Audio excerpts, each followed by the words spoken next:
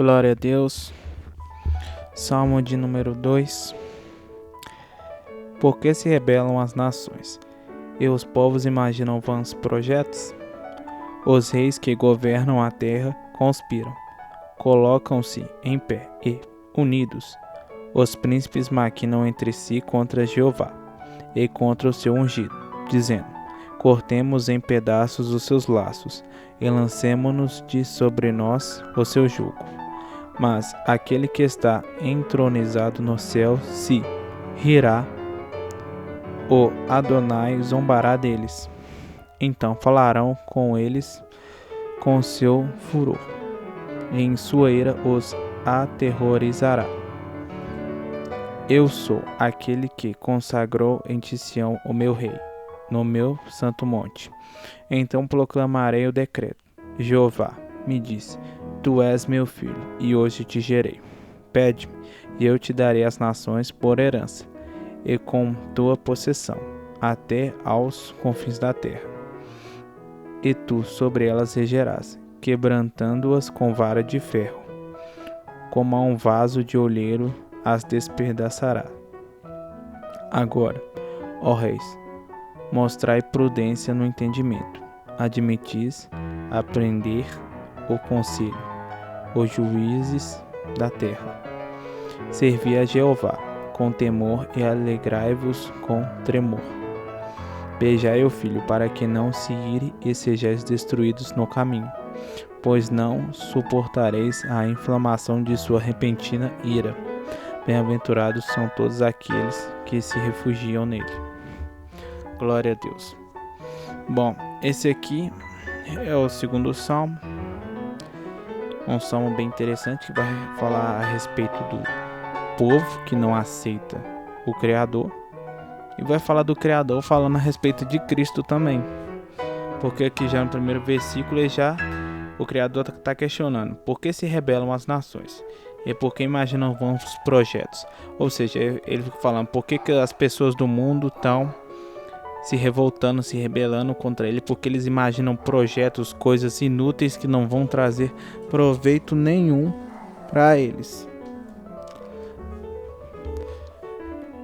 Aí, eles falam o que a respeito do Criador, no versículo 3? Cortemos em pedaços os seus laços e lancemos sobre nós o seu jugo. Ou seja, as pessoas estão revoltadas com o Criador.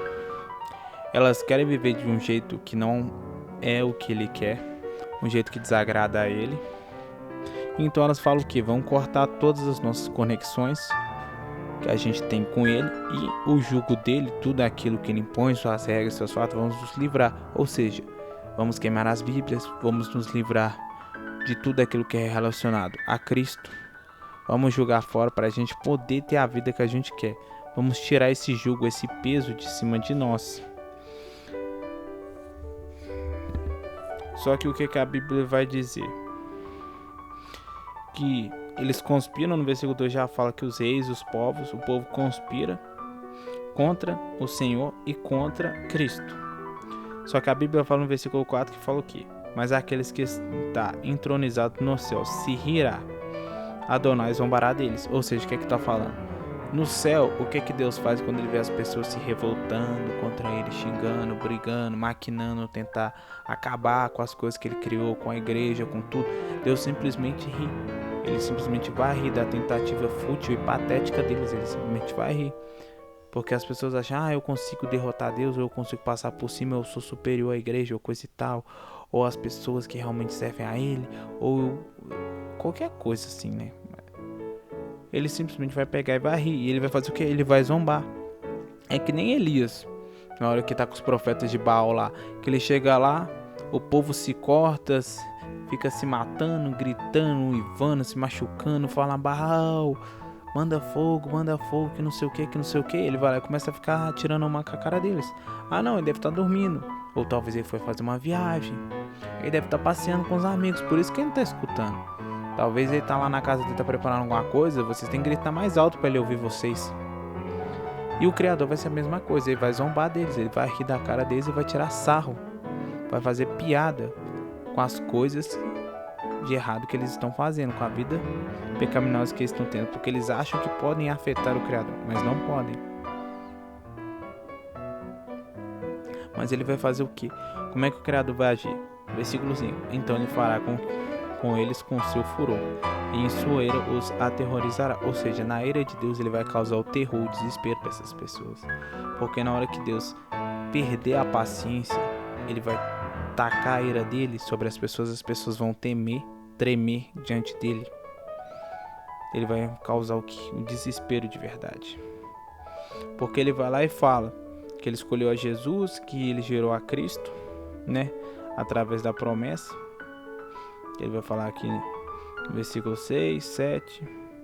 E ele fala no 8 que a Cristo, o que Cristo desejar, ele vai atender. Por isso todo o poder foi dado a Cristo. Ele fala, pede-me e eu te darei as nações. E ele fala, o poder que Deus colocou na mão de Cristo, né? Porque Cristo é Deus, mas na divisão de funções tem a pessoa do Pai e a pessoa do Filho. Então a pessoa do Pai que fica responsável lá na questão do céu, o Filho que fica responsável pela graça, pela cruz, pelo perdão, o Espírito Santo fica responsável pela conversão e o auxílio ao viver cristão, né, e as pessoas se dedicarem mais a Cristo. É tudo uma relação que eles têm.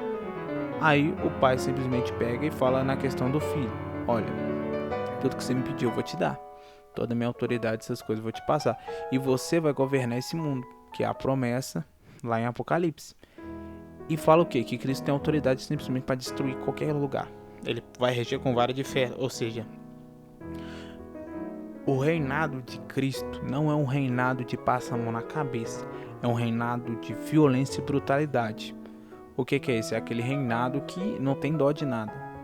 O reinado de Cristo é mão de ferro, é o seguinte, você me segue ou você morre. Tanto que ele tem autoridade para fazer, pegar as nações, e assim como um vaso que o olheiro fez, quebra, se ele acabou de fazer. Cristo tem autoridade para quebrar esse vaso. É que nem o de olheiro, que é um vaso mais sensível. Tipo assim, dependendo se ele acabou de fazer ou depois, querendo ou não, um vaso novo é mais sensível e tem pouca resistência, que ele ainda está criando resistência, que acabou de sair do forno. Então é um vaso frágil. Então ele está falando o quê? Assim como as nações são vasos frágeis, as nações são frágeis, eu posso simplesmente pegar, dar um empurrãozinho, que elas caem no chão e se quebram sozinhas, só com o peso da queda. Com o próprio peso delas batendo no chão, com a queda, elas se quebram. Eu não vou precisar me esforçar para isso. Então ele está falando que eu tenho autoridade para, com toda facilidade, destruir países e nações. Eu tenho poder para destruir isso. Então esse é um peso que a gente vai entender. Tanto que a Bíblia fala que a gente tem que servir a Ele com temor, de alegria e tremor. Quem serve Ele verdadeiramente. Tanto que fala assim, ó, no último versículo fala o seguinte: beijai o filho, para que não se ire e sejam destruídos no caminho, pois não suportareis a inflamação de sua repentina ira. Ou seja, se a gente provocar a ira de Deus, no momento que ele se irá, vai vir repetindo a destruição, porque ele, se a gente provocar uma raivinha sequer nele, ele vai pegar e destruir a gente. Isso fala tipo assim, mais voltado para Apocalipse, mas Cristo já detém esse poder. Aqui se refere mais a uma questão de Apocalipse, que nem tá lá em... tá num dos profetas menores, que eu não vou lembrar o livro. Fala o seguinte, eu acho que é Zacarias. Fala que aquele que não subir ao Monte Sião para adorar a Cristo, essa nação será destruída no reino milenar. Quem não se dispor a adorar a Cristo vai morrer. Cristo vai matar passar a teixeira, acabou, vai morrer. E aqui se refere mais a isso, mas Cristo já tem essa autoridade, porque no momento que ele morreu e ressuscitou, ele cumpriu, né, o propósito dele, ele recebeu todo o poder, tanto que ele fala, todo poder é me dado no céu e na terra, debaixo da terra, eu tenho poder sobre tudo e sobre todos. Então isso já está em alta, isso já está sendo ativado, esse poder que ele tem, já está na mão dele, ele pode usar a qualquer momento. Então a gente tem que pensar o quê? Tenho que tomar cuidado com as minhas revoltas, eu tenho que tomar cuidado com o que o Criador pensa a meu respeito, porque se Deus se irá, ele pode me destruir a qualquer momento. E é isso que a gente tem que temer, a gente tem que servir com alegria, mas a gente tem que entender que temos que temer a Deus. Temos que tremer diante dele. Você tem que ter medo de Deus, sim. Porque ele pode te matar a qualquer instante. Ele pode te fazer sofrer muito mais do que o diabo. O diabo não é nada, porque Deus consegue fazer você se afogar muito mais no desespero. Ele consegue fazer você provar o verdadeiro terror. Então a gente tem que ter muito medo de Deus, respeito por ele e amor. Só que a gente tem que se lembrar uma coisa: do mesmo jeito que Deus é Pai, Deus é Senhor. Do mesmo jeito que eu sou filho, eu também sou escravo. E a gente tem que entender outra coisa: ele também é rei e eu sou um súdito. Por mais que ele seja meu pai, eu como filho tenho que respeitá-lo. Por mais que ele seja um senhor bacana para mim, eu sou escravo, e se eu não obedecer, eu vou levar chicotada e eu posso até morrer. E ele sendo rei e eu sendo súdito, eu tenho meus impostos que eu tenho que pagar para ele. Eu tenho que prestar minhas reverências, eu tenho que obedecer a ordem dele e viver segundo as leis dele. Então a gente tem que reconhecer Deus em todas as suas áreas, aspectos que ele tem, da sua divindade. E a gente tem que saber reverenciar e respeitar cada uma delas no que me é devido. Eu não posso ultrapassar limites. Então aprenda a temer a Deus da melhor forma e aprenda com esse salmo.